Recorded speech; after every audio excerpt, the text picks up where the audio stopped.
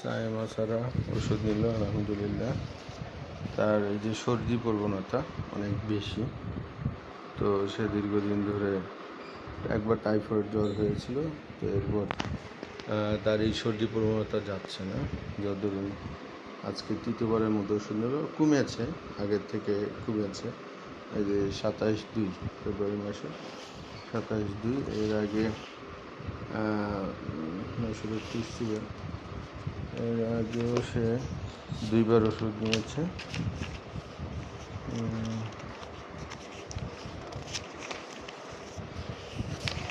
দেখাচ্ছে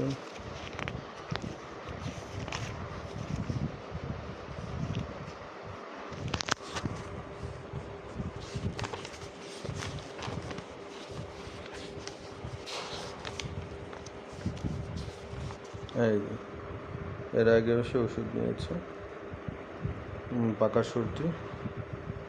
ওষুধগুলো দিয়েছিলাম, আলহামদুলিল্লাহ কিছুটা কমেছে।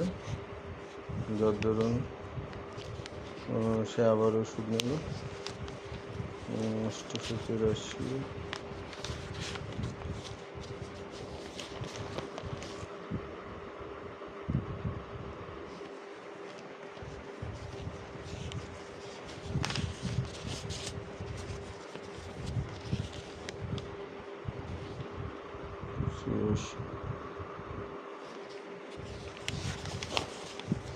তো আলহামদুলিল্লাহ সে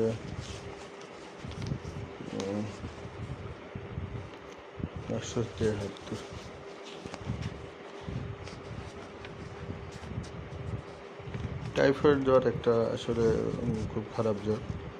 এটা কেউ আক্রান্ত হলে পরে তার প্রভাব শরীরে থেকে যায়।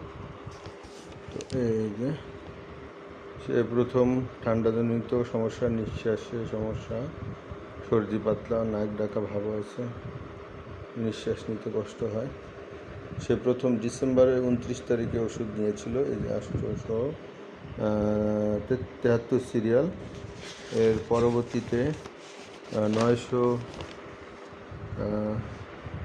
933 দেখা যাচ্ছে। পরে পাতলা সর্দি থেকে পাকা সর্দি হয়ে যায় এবং শ্বাসের সমস্যা হয়। তাকে ওষুধ দিয়েছিলাম জানুয়ারির 24 তারিখে। এরপর আজকে আবার সে ওষুধ নিল ফেব্রুয়ারির 27 তারিখে, অর্থাৎ 3 মাস ধরে সে চিকিৎসা নিচ্ছে। আলহামদুলিল্লাহ অনেকটা ইমপ্রুভের দিকে।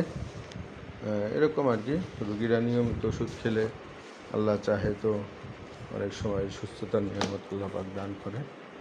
একটু সময় লাগে, কারণ রোগী যদি একটু ওষুধে আক্রান্ত হয়ে একটু সময়টা দীর্ঘমেয়াদী রোগে পরিণত হয়, তখন ভিতর থেকে রোগটা যেতে একটু সময় নেয়, এই জন্য একটু সময় দিতে হয়।